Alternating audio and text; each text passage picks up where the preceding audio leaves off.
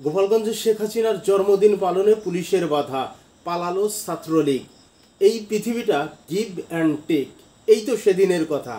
দক্ষিণ দিক থেকে বাতাস বইতেছিল, সেই বাতাসে যারা বিষ ছড়িয়ে দিয়েছে, সেই বাতাসে যারা ধূলিকণা মিশিয়ে দিয়েছে, সেই বাতাসে যারা হামলা মামলা নির্যাতন করেছে, সেই বাতাসে যারা পুলিশ দিয়া দৌড়ানি দিয়েছে, সেই বাতাসে যারা পুলিশ দিয়ে নির্যাতন করেছে, ঠিক সেই বাতাসটি উত্তর দিক থেকে যখন বইতে শুরু করেছে, সেই বাতাসে যে ধূলিকণা ছিল, সেই বাতাসে যে হামলা মামলা নির্যাতন ছিল, সেই বাতাসে যে পুলিশ দিয়ে অত্যাচার ছিল, পুলিশ দিয়ে জুলুম ছিল, পুলিশ দিয়ে মানুষকে সর্বশান্ত করা ছিল, সেই উত্তর দিকের বাতাসের সেই সমস্ত জঞ্জাল এখন দক্ষিণ দিকে যারা রয়েছে তারাই তো এর ভুক্তভোগী হবে। কারণ বাতাসে যে বিষ, যে হত্যা, যে জুলুম নির্যাতন, এগুলো দক্ষিণ দিক আলারাই তো মিশিয়ে গেছে, তাই না?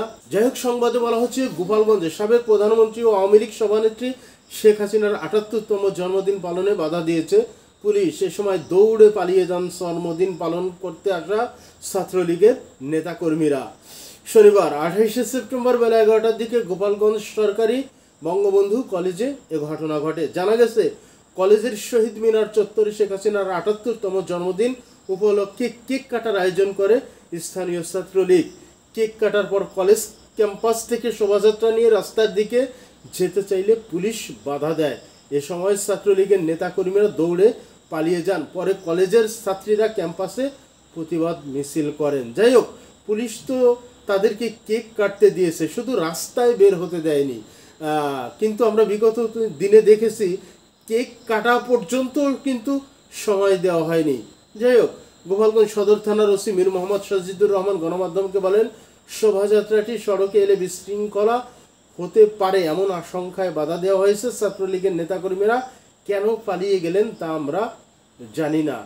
পালাতে তো হবেই, এই পালাপালিরই তো খেলা আমাদের বাংলাদেশ। আমাদের বাংলাদেশে যে খেলা চলছে সেটা তো পালাপালিরই খেলা, তাই তো তাদেরকে তো পালাতেই হবেই।